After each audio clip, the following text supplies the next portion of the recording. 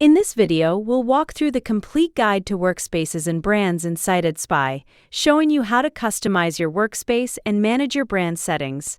Start by navigating to your CitedSpy dashboard. From the left sidebar, click on Settings, and then select Workspace. In the Workspace section, you can customize your primary environment. Here, you have the option to upload a new workspace logo and update your workspace name. Once you have made your updates, click Save Changes.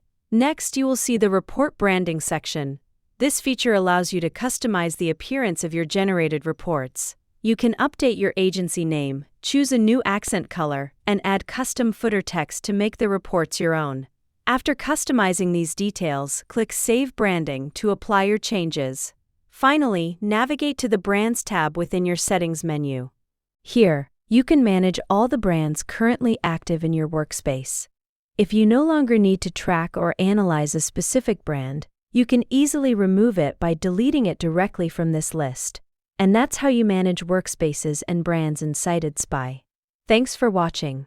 If you found this tutorial helpful, subscribe to the channel for more product guides and tutorials.